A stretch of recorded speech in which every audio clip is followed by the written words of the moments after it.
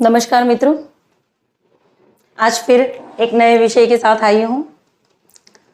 एक प्रश्न कुछ दिन पहले पूछा गया था कि हम हमारे जीवन में राग द्वेष से मुक्ति कैसे पा सकते हैं, नेगेटिविटी को दूर करके सबसे प्रेम भरे संबंध कैसे बना सकते हैं। तो ये पहले तो हमें समझना पड़ेगा ये हमारे राग और हमारे द्वेष है क्या। हम किसे राग कहते हैं, हम किसे द्वेष कहते हैं। क्या हमने कभी समझा है कि हमारे लिए ये राग और ये द्वेष है क्या? राग और द्वेष आता कहाँ से है और इसके अनुभव क्या होते हैं? तो राग और द्वेष को दूर करने के लिए सबसे पहले हमें समझना पड़ेगा ना कि ये राग और द्वेष है क्या, ये किस बला का नाम है। तो मित्रों आइए समझते हैं। सबसे पहले हम राग को समझेंगे। राग यानी कि हमारी अपेक्षाएं, हमारे मोह के बंधन, या हमें जो चाहिए, हमारी जो इच्छाएं हैं। हम किसी से कोई उम्मीद लगाते हैं, हम कोई रिजल्ट पाने की आस में बैठे होते हैं, या हम चाहते हैं कि हमें अच्छा मिले या हमें चाहिए वैसा मिले। वो सारे राग के स्वरूप हैं। इसे कुछ और डिटेल में जानेंगे। राग को समझने के लिए हम हमारे स्वरूप को समझेंगे। तो मित्रों, हम आत्मा हैं। हम भूल जाते हैं इस शरीर में आकर कि हम पूर्ण रूप से प्रकाशित आत्मा है। तो हमारी हमेशा हमारा जो एक नेचर है, आत्मा का जो स्वभाव है, वह पूर्ण आनंद का स्वभाव है और आत्मा हमेशा आनंद की तरफ आगे बढ़ती है। लेकिन शरीर में प्रवेश करने के बाद वह पंच इंद्रिय से अनुभव होने वाले सारे एक्सपीरियंसेस को महसूस करती हैं और उसमें उसे पेन का भी अनुभव होता है। और जब हमारे जीवन में दोनों अनुभव आते हैं, अच्छे भी आते हैं, बुरे भी आते हैं, तो जब अच्छे अनुभव आते हैं वह हम एक्सेप्ट कर लेते हैं, यानी कि आत्मा का वह खुराक है, उसे वह डाइजेस्ट कर लेता है। लेकिन जो बुरे अनुभव आते हैं, जो अज्ञानता के कारण हमारे जीवन में जो हमारे बुरे अनुभव होते हैं, जो हमें नहीं चाहिए, अवांछित यानी कि अनिच्छित, नॉन डिजायर्ड जो भी एक्सपीरियंसेस होते हैं, वह हम रिजेक्ट करते हैं, हम उसे धक्का मारते हैं, हम उसे अपने जीवन में स्वीकारते नहीं हैं। हम चाहते हैं कि ये अनुभव हमें नहीं चाहिए। तो हमारा उसके साथ, हमारे अच्छे अनुभव के साथ एक सेतु बन जाता है, एक जोड़ान, एक उम्मीद, एक अपेक्षा। हर प्रकार के अच्छे अनुभवों के साथ हमारा एक ममत्व बन जाता है। उस ममत्व को हम कहेंगे राग। अब ये ममत्व किसी व्यक्ति के साथ भी हो सकता है, किसी परिस्थिति के साथ भी हो सकता है, किसी प्रकार की जैसे लोगों से मिलने वाली चीजें या लोगों से अनुभव होने वाली चीजें या परिस्थिति से माध्यम से, किसी प्रकार के माध्यम से अनुभव में आने वाली चीजें जिसके साथ हमारा अटैचमेंट बन जाता है, और उस अटैचमेंट को, उस ममत्व को हम राग कहेंगे। और उसी प्रकार से द्वेष क्या है इसको समझेंगे।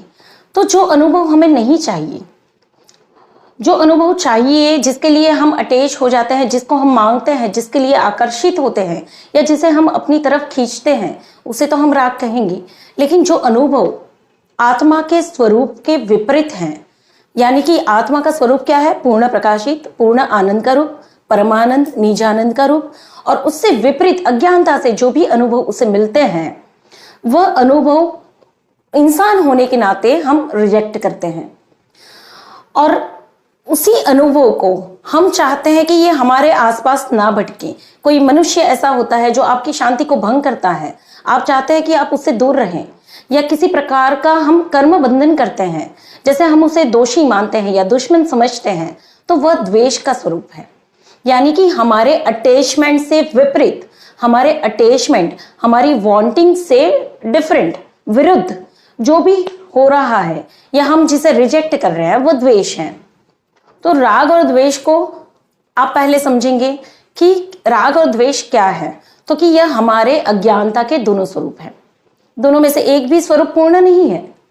दोनों में से एक भी स्वरूप आपको पूर्ण आनंद और पूर्ण प्रकाश की तरफ नहीं ले जाने वाले हैं।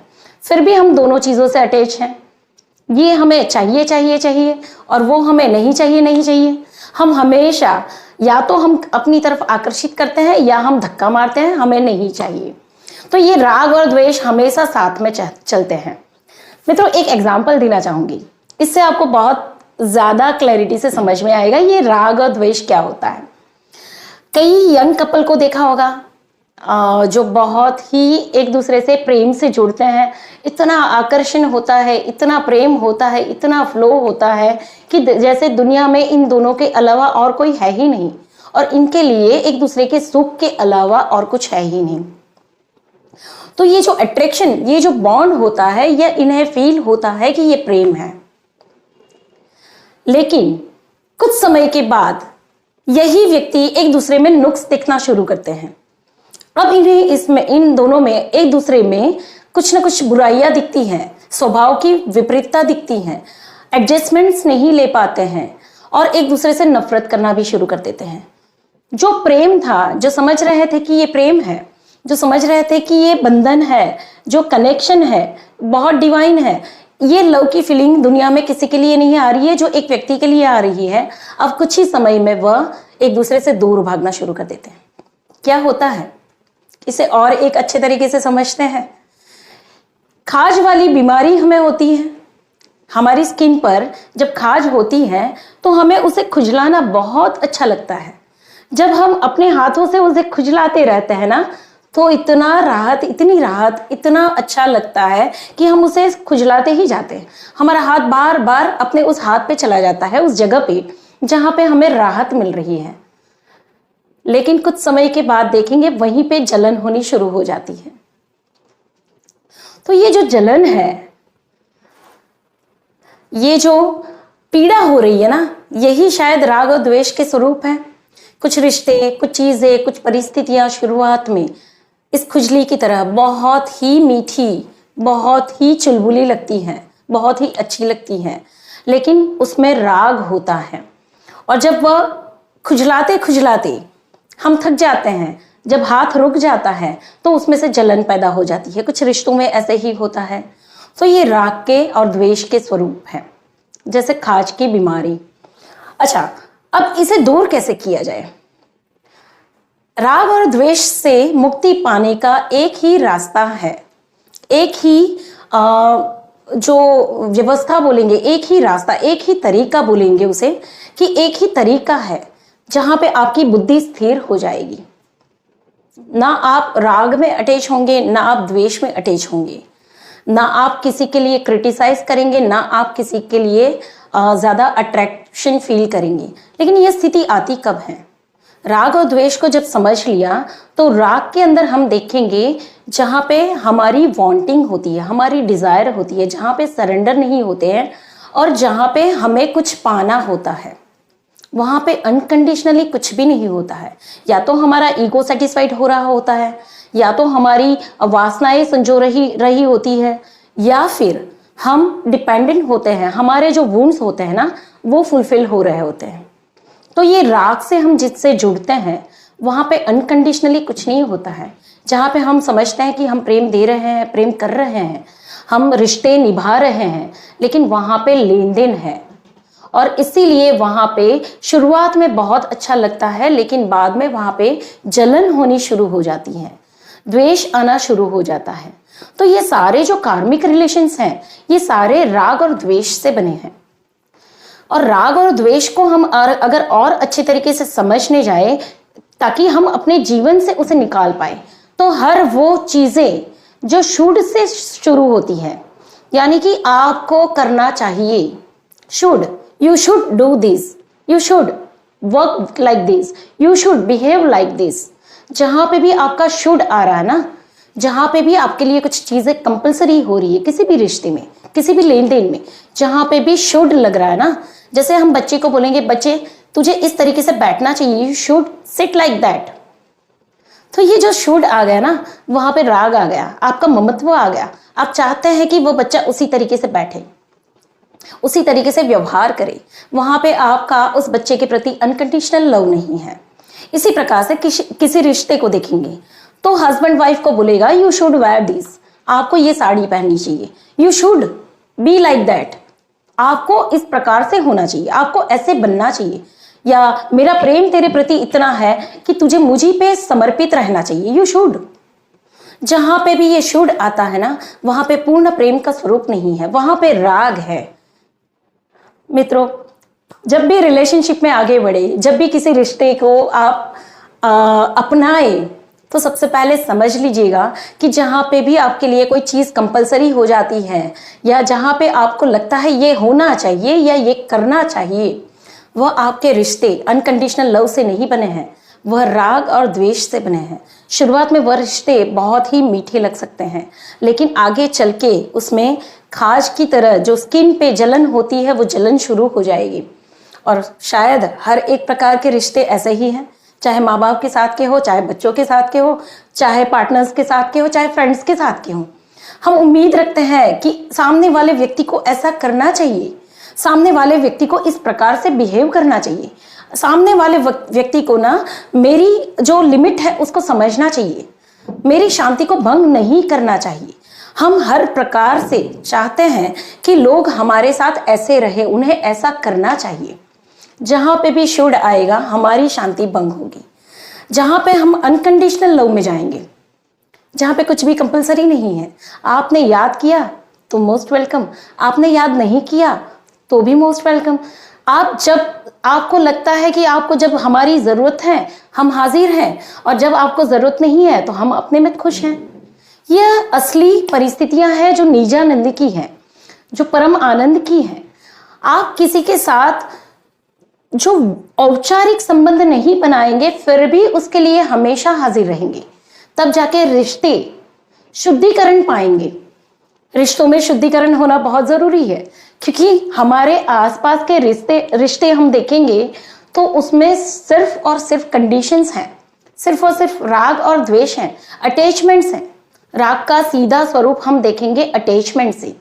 हमारे अटैचमेंट्स हैं, हमारे माँ बाप हमारे से ऐसे बिहेव करने चाहिए, हमारे बच्चे हमसे इस प्रकार से बिहेव करने चाहिए, उनको इस उम्र पे तो कमाना चाहिए, उन्हें अपने पसंद की लड़की से ही शादी करनी चाहिए, माँ बाप की पसंद की लड़की से ही शादी करनी चाहिए, या बहुत कुछ ऐसा शुड। जहाँ पे भी आपको कुछ चीज कंपलसरी लगे, जहाँ पे भी आपको लगे कि ये होना चाहिए, ये करना चाहिए, तो ये आपके राग के स्वरूप है। ये बहुत ही इजी फॉर्मूला मैंने दिया है आपको, आपके राग को पहचानने का।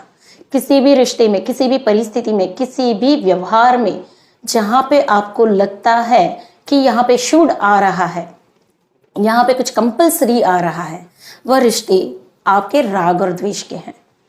तो कई लोगों का सवाल आता है कि क्या हम अपने बच्चों से कोई उम्मीद ना रखें? बच्चों से उम्मीद रखनी ये कहाँ का प्रेम है? उम्मीद रखनी या आपकी उम्मीद पे किसी को खरा उतरना, ये तो कंडीशंस हैं, ये अगेन शुड और अटैचमेंट्स हैं। आपकी तकदीर में अगर कुछ होता है तो वो ना कोई आपसे ले सकता है, ना आपको कोई दे सकता है। तो आप जब खुद में ही नहीं है, आप अपने अधूरे सपने दूसरों से फुलफिल करते हैं कि इसको ऐसे व्यवहार करना चाहिए, इसको ऐसे करना चाहिए, इसको ना ऐसे होना चाहिए। ये सारे जो कंडीशंस हैं, ये सारे आत्मा को बांधती हैं। आप बेटे होने के नाते या बहू होने के नाते या फिर माँ बाप होने के नाते किसी को बांध सकते हैं, लेकिन इसके परिणाम क्या आते हैं? कभी भी वहां पर पीस नहीं होती है, कभी भी वहां पर अनकंडीशनल लव फ्लो नहीं होता है, कभी भी वहां पर एक्सप्रेशंस नहीं होते हैं, क्योंकि वहां पर नॉन जजमेंटल स्टेट नहीं है। यहाँ पे जजमेंट दिए जाते हैं, एक दूसरे के नुक्स निकाले जाते हैं, ब्लेम गेम खेली जाती है। जहां पर राग और द्वेष है, वहीं पर ब्लेम गेम है। हम ब्लेम भी उन्हीं को करते हैं जिनसे हमें अटैचमेंट होता है, क्योंकि हमारे अटैचमेंट्स फुलफिल नहीं हो रहे, वो व्यक्ति हमारी उम्मीदों पे खरा नहीं उतर रहा है, तब हम उसे ब्लेम करते हैं। तो वहां पे अनकंडीशनल लव नहीं है।